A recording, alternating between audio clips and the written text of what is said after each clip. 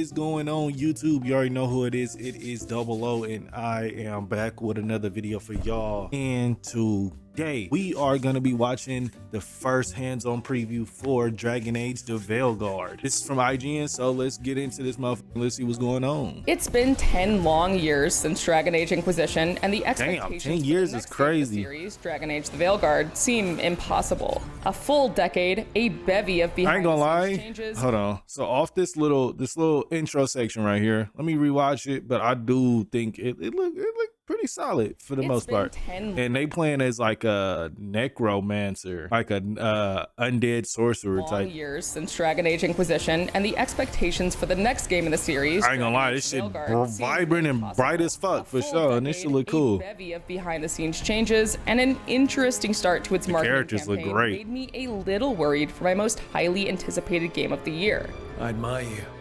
What you've been through would break most people. Hold on. I don't know if it's this or what the fuck it is. Look weird. But one of my biggest concerns, based on early previews, was that it could be headed in the direction of being a linear action game rather than its more open world predecessor. And that's cool. We don't need a million fucking open world games. I feel like linear games help you hone in on the combat and story a lot more, and I feel like linear games are more memorable to people. And then actually having a lot of open world games, it's like open world games are really hit or miss. While Dragon Age is known for changing its style with each installment, I hoped dearly that it wouldn't lose too much of the DA DNA I fell in love with. After hours of hands-on time spread across 2 days, I'm pleased to say that I walked away with excitement and curiosity, but mostly as the rogue, it looked pretty stiff. Many of those concerns could like the animations look slow and sluggish, because when she did, like after she finished her main combo, it took her like a couple seconds to buffer, and then she slowly did another attack. All in all, it still is looking pretty smooth though. Even though that shit was sluggish and looked like very fucking slow, it looked cool. My time with the Veilguard covered a wide smattering of things, including the incredibly expansive character creator, the introductory quests, a faction mission, and a companion quest a little deeper into the game. But I was mostly pleased with my ability to just explore Northern Thedas and all its gorgeously... That's what it is. The character models just look like smooth face. Like they're not going for extreme realism. So like they kind of got like it looked kind of claymation-ish. That's what I said, it looked weird to me. This game looked fucking weird. It looked good, but it looked weird. Like it's kind of throwing me off. I'm not used to seeing every character's face smooth as fuck for no reason. I like seeing the rivets and dips and shit. The Veilguard isn't the open world big ass hammer. Inquisition was. As game director Corinne Bush has previously stated, it's more mission based. But what impressed me after the first few hours was how much exploration can still be done in the various regions, as well as the impact the player character, Rook, can have on those regions. Okay, this game is gonna have some open linear, something similar to more like a Dark Souls, more recently Black Myth Wukong, where it's linear, like, you know, you got one straight path that you can go, but you do got a couple branching paths that you can go down to unlock new secrets and side quests and shit like that. That's fine. That's great. Honestly, we don't need big ass open world games with dead ass open worlds. Like a linear game where I just know where I'm going is fine. Isn't that something? Consider it something of a mix of Dragon Age 2 and Inquisition. The more streamlined approach of the former with the geographically and socio-politically diverse world of the latter. The world just looked fucking beautiful, dog. Of course, some of the bigger art style, combat, and gameplay changes will be subject to personal taste. But after my time with the Veilguard, I left feeling like these 10 long years just might have been worth the wait. Okay, fire. As fans have already seen from the first gameplay trailer, players are dropped right into the city of Minrathous in the middle of the action as Solus prepares a ritual that will devastate Thedas. Luckily, our old friend Varric has recruited you to help, and it barely takes a couple of minutes for the game to put the focus on Rook. That nigga got... After a surprisingly that concise stool was story fucking recap niggas from up. Varric, there are a number of aspects. First nigga dead though, second nigga just hurt. For one, the combat. Gone are the days of Dragon Age Origins' more CRPG-inspired tactical system. offering a style that's a mix of quick action and a mechanic where you can pause and pull up your radial menu. While Okay, so the radial menu is kind of reminding me of Mass Effect, where it's like it got like a little tactical situation in it. So when you're getting ready to change your powers out and shit like that, you can pull up a big ass menu and it'll slow down the gameplay instead of always being fast and you gotta fucking pause, switch. Okay, that's cool. That's nice. While this absolutely does take some getting used to, and it'll be a gradual process to create what could be a highly Hold on. Is this person a magic person? Because if y'all look at this section right here, hold on, the next section, look at the character's weapons. quick action and a mechanic where you can pause and pull up your radial menu. All right, I'm gonna slow it down real quick because this shit is throwing me off. So this person's fucking swords disappeared. Look at her swords. They're not there no more. Oh, shit. They didn't think a nigga was going to catch that. That's hilarious. So we got little bugs like that, but that's fine. Highly customized build while learning all your companion's different abilities. The skill tree look fucking hefty. Actually start having fun with it. I largely played mage and rogue builds during my hands-on time and also quickly started to lean the rogue can switch between swords and motherfucking arrows. That's fire though. Abilities. For one, the mage healing ability was essential. For one particularly difficult remnant, I basically established a pattern where I was only using Balara's mana to heal me, dodging and playing it safe when it got too risky. Nev's ability to slow time was also one I kept returning to, offering a bit more control on the dodge is looking a little slow, like the game speed is slow as shit, but honestly it's still looking a little smooth though. Builds out there, you'll want to have a warrior around to taunt your enemies out of your way. That's fire. You can command all your other people to fucking use their powers whenever they need to. Even though you can't fully take control of them like in previous Dragon Age games. That's fine. We don't need to keep taking... Different companions have different combo options together, and there are certainly opportunities. Oh, wow. So they got combo fucking moves. That's decent. To build we'll figure it out. Oh, and you'll want to listen to your companions in combat too, as they'll occasionally drop some useful hints. Hitting us from range. But combat aside, your dialogue choices, your rook's background, and the frequent decisions you make are immediately important, which shouldn't be too surprising for fans of BioWare games. The dialogue wheel is back, of course, as is the approval-disapproval system. We haven't got a lot of time. Varric said you had a lead on Solus? You get right to the point. But I was surprised to see that the Veilguard actually explains the consequences of some of your dialogue choices. Okay, so Varric has noted that you like action more than words. In very clear terms. See, you say that. It's a variation of the so-and-so will remember that system, but more specific. But we do have Nev's location now, so... Take, for example, my first confrontation with Solus, aka Fen'Harel, aka the Dreadwolf. I chose a more sarcastic, humorous approach with him, and at the end of our confrontation, text on the side of the screen informed me that I have traded verbal jabs with Solus. This is yours. That's nice. It was far from the only occurrence of this sort of text, and it leaves me curious as to how your relationships with various characters will build and branch out over time based on your attitude. Speaking of consequences, it quickly became clear to me that there would consistently be tons of choices in the Veilguard that'll have lasting results.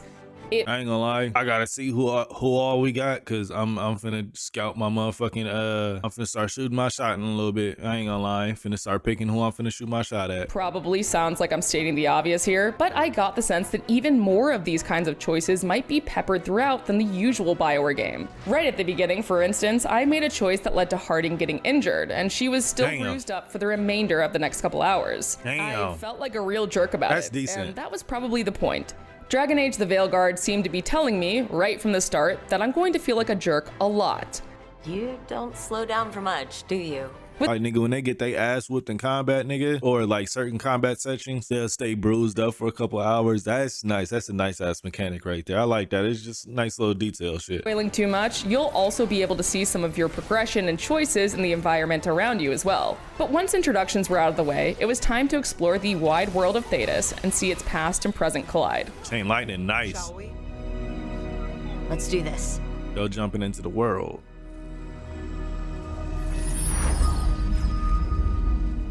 As mentioned earlier, one of my biggest worries was that the Veilguard could end up being more linear in its approach.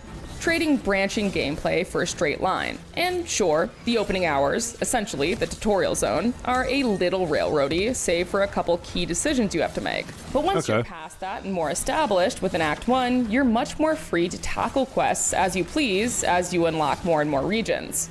You do this via the Crossroads. For those of you who aren't brushed up on your Dragon Age lore, that's a nexus between the waking world of Thetis and the metaphysical realm of the Fade, through which the ancient elves would travel through magical mirrors called Alluvians. You now use the Alluvians for that same purpose, and to unlock new regions, you have to fight through certain areas of the Crossroads before you can start fast traveling to them. That nigga body is stuck in the ground. I know damn well y'all see this nigga right here. That is crazy. So I'm wondering, is it gonna be like, because they said it's streamlined when you first get in. Then they said like if you get into the Crossroads, it give you like different side quests and different areas to go into. I'm wondering if those different areas affect your story. So like if you go to this section right here, you fight one of the bosses in here, will that make like, would I unlock extra characters for you to get in tune with, or like how would that affect the story? That's what I'm trying to figure out. Unlocking said regions opens up a vast network of areas, and not unlike past Dragon Age games, they're dramatically different from one another. Fire. God's champion passed freely, so will you. Take, for example, the Arlithan Forest. A gorgeous, colorful region that mixes greenery with elven magic. You can see nugs burrow into the grass, magical artifacts. Like, it looked pasty. Like, I don't know why the gameplay looked like somebody smeared Vaseline on it, tried to scrape off the Vaseline without, and like, you just still got the little filament of the Vaseline slabbed on it. Abound, and there's a vast array of nature to simply admire. You're hit with a massive tone shift, however, when you head to Haussburg. Lavendel Village. And it's crazy because you mainly see like the Vaseline look when you're in brighter areas. Here's where you'll see some of the more horror-inspired aesthetics, and frankly, just some of the grosser aspects of the Blight. It's fire. While the Veilguard's tone certainly leans more high fantasy in places like the Crossroads, don't worry. Those who miss the gore and dark fantasy of Origins will find that too in places where the Blight has spread. Nigga threw a shield at it. That was nice. I couldn't help but spend a lot of my time just running around in Treviso, the bustling city that's home to the Antivan Crows faction. For one thing, a lively city feels like a novelty in Dragon Age, but there was simply so much to explore that I kept getting sidetracked. A merchant with unique items here, a new quest to pick up over there, and a random combat encounter over there. And that's just when I wasn't looking around for a cat or dog to pet, because yes, you can pet the cats and dogs. And I pet that Outside of the dog. cats and dogs, there are some unique ways to interact with the environment as well. Each companion has an environmental ability, some of which came in quite handy for me. In my time in the Arlithan Forest, I frequently called upon Balara, whose environmental ability allows her to tinker with magical artifacts. That's gonna be useful to take everybody in certain fucking areas. That's nice. In a nice quality of life feature, your companions don't even need to be in your party in order They don't need to be in your party. That's cool. for you to use these abilities. As an aside, another one of my favorite quality of life additions is the fact that party banter pauses and picks up again later if you trigger combat, a cutscene, or anything else that would interrupt their dialogue. That's right. That's nice. No more awkward standing around in order to hear the complete conversation. Oh, yes. If you're feeling overwhelmed, the difficulty and accessibility options do allow for about just as much or as little hand-holding as you need. For example, with one Antivan Crow's quest I was doing, I could turn the navigation on and simply follow the game's guidance, or turn it off and look for clues in the environment to follow. Fire. That's fun. I like that. Some people just want to be guided to their next mission. I ain't gonna lie. I'm a person that love just being guided to the mission. Let me know where I gotta go. As long as you make the fights and everything else fun, I'm all down for it. I don't want to have to find what I'm looking for. It's fine. So that's a great quality of life situation right there. So you can turn that shit off if you want to. If you really want the perfect like role playing situation where you gotta go find, you gotta look at certain buildings and shit like that. Like just let me know what my goal is so I can get through this shit. In this case, the crow's purple symbol painted on certain walls. Another mark this way. I also just happened to be playing an Antivan Crow Rook while completing this quest, which led to some fun dialogue options. We crows are all the army Antiva has, but it's not like we can field a garrison. Once I was in the That's thick of solid. things, I could clearly see the features in the Veilguard that boiled down to, okay, we heard the complaints about Inquisition, specifically addressing the infamous Hinterlands problem, which is a reference to the first open world area players visit in Inquisition. The zone was packed with more than 50 side quests, many of which boiled down to mere fetch quests, and it left many players drowning in a bevy of checklists that felt That's a inconsequential. to the fire-ass story. ability right the there. Veilguard has boiled this down quite a lot. You're still And I like how you build up your mana in this game. So you got the 4 points that you get to you got to spend on your abilities. So you get something like 3 major abilities or maybe 4. You get 3 major abilities and each of them got a dot. When you use them, it consumes one of the mana points and shit like that, and you get your mana points by fighting. That's nice. free to explore, but the scope isn't nearly as dizzying, and the quests point back to the main story, a region or faction, or a companion. Another clear reaction to criticisms of Inquisition Morrigan. are villains in the Veilguard, Algernon and Gillenay. still fine The as two hell. elven gods feel much 14 more years present later. throughout the events of the early game than Corypheus, the frankly lackluster baddie of Inquisition. Whatever comes, we're ready for a fight. Words easily said, but rarely proven. While there's a whole lot more Thedas to see and talk about, I'd be remiss if I didn't bring it back home to the Lighthouse. The Lighthouse will likely be the most important location of the Veilguard, serving as the hub for you and your companions. Each one of your companions has their own room, and conveniently, a light shines outside of their door when they have a cutscene available. Once you get further into Act 1, it certainly starts to feel more lived in, and you can discover some pretty charming character That is a buff bitch right there. I love them horns. I ain't gonna lie. I'm damn near gonna have to crack that, but they got an Asian elf right there. Ooh, damn, nigga. quirks. For example, I found that Emmerich's skeletal assistant Manfred enjoys spending time on the balcony, and we even got a few games of rock, paper, scissors in. That's decent. The Lighthouse is also, obviously, where you're able to do some housekeeping, especially when it comes to the caretaker. Offer, dweller. I will answer. This wildly helpful spirit is always standing by to help you enchant and upgrade armor for you and your companions. But I found the Lighthouse somewhat symbolic of one of the biggest challenges this game is facing: bringing in new players while honoring the now incredibly vast lore that Dragon Age has built across the games, comic books, short stories, and more. Basically, if you were worried that the name change from Dragon Age Dreadwolf would mean less Solus, think again. His history, along with the history of the other elven gods, is baked into the Lighthouse, and you learn more and more about the threat you face as you unlock Solus's murals with various wolf statues. That's fire. You even get to see some of his memories firsthand. They need gods who can protect them. We are not gods. You will learn that. As a lore nerd, I very much appreciated this, as well as That's the various decent other for lore. callbacks to series history. The Origins fans will likely love the Grey Warden heavy quests, and we already know the Inquisitor will be involved in some way, as you can recreate them and select your world states in the character creator. But I do wonder if it'll overwhelm new players. What the which BioWare fuck is that? That nigga whole face is just horns. certainly seems to be courting with its action-heavy combat system. That's why it helps, at least, to have something of an outsider like Rook to take the helm of the Veilguard. Plus, the scrappiness of Rook reminded me a bit of playing as Hawk in Dragon Age 2, rather than the more Chosen One-esque protagonists of the Warden in Origins and the Inquisitor in Inquisition. In short, a lot's changed in Dragon Age the Veilguard, but there was so much I was relieved to see stay. The focus on companions and romance, the rich lore, and a gorgeous world to explore. It goes without saying that there's still a ton of the Veilguard that I haven't seen, especially if it's as big as Origins and Inquisition, and it certainly seems like it. But after finishing my preview, I found myself even more eager to dive into it, and much more hopeful that this could be the hit BioWare needs.